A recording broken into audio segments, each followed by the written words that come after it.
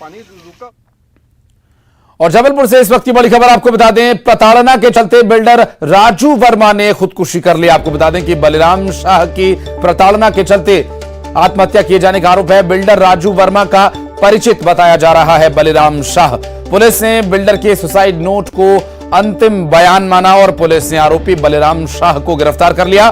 Suicide note में बलिराम शाह द्वारा प्रताड़ित किए जाने का जिक्र था और हैंडराइटिंग मैच होने में 5 महीने 27 दिन लग गए।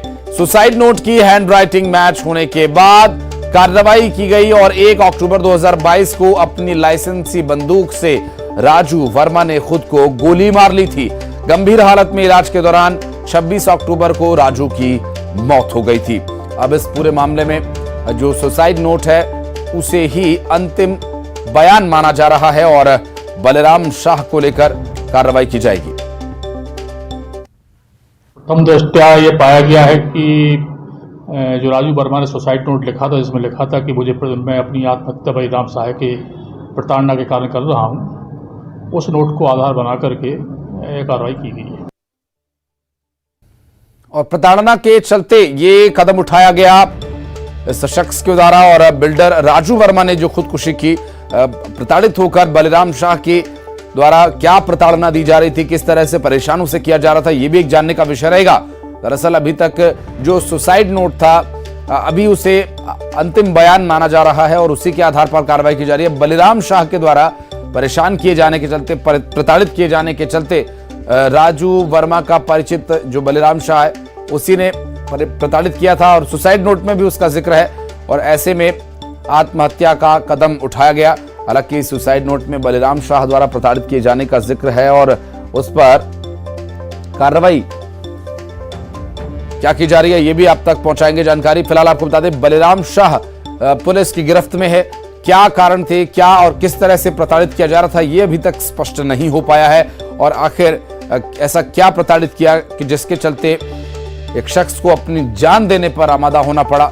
सुसाइड नोट में बलिराम शाह द्वारा प्रताड़ित किए जाने का जिक्र किया गया था और उस सुसाइड नोट को पुलिस अब आखिरी बयान मानकर चल रही है और इस प्रताड़ना से परेशान राजू वर्मा ने खुदकुशी की थी। बताया जा रहा है कि इस सुसाइड नोट से ये बात सामने आई है और बिल्डर राजू वर्मा का जो परिचित है बलिराम शाह पर आरोप है कि उसने राजू वर्मा को परेशान किया हुआ था और जिस वजह से उसने ये कदम उठाया। आपको बता दें कि अपनी ही रिवॉल्वर से सुसाइड किया था राजू ने और सुसाइड नोट जो सामने आया उस सुसाइड नोट की हैंडराइटिंग मैच करने में काफी समय लग गया।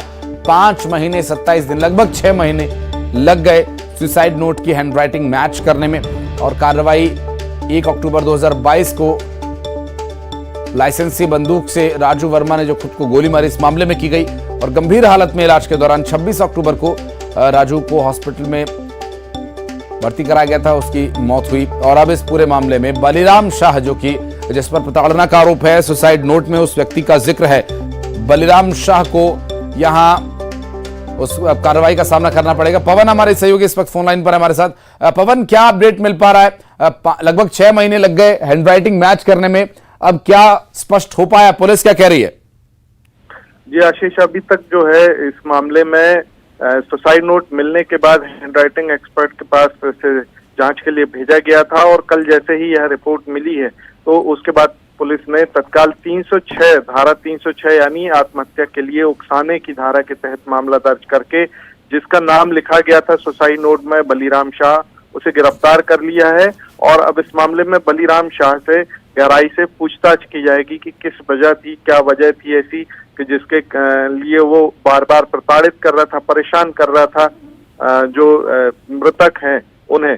तो फिलहाल अभी तक इसमें यही अपडेट है और ये सबसे बड़ा सवाल जो सुसाइड नोट में स्पष्ट नहीं है पवन की क्या कारण था?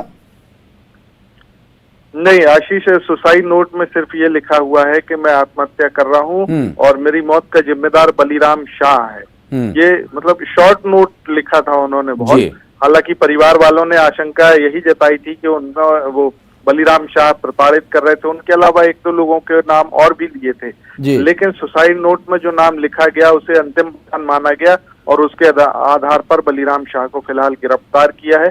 अब इसमें भी अभी आगे भी और भी जांच होगी, हो सकता है और भी लोगों के नाम सामने आए। पवन, नजर बनाए रखें, आप आगे अपडेट लेंगे आपसे। बहुत शुक्रिया फिलहाल आपका इस पूरे मामले पर जानकारी देने के लिए।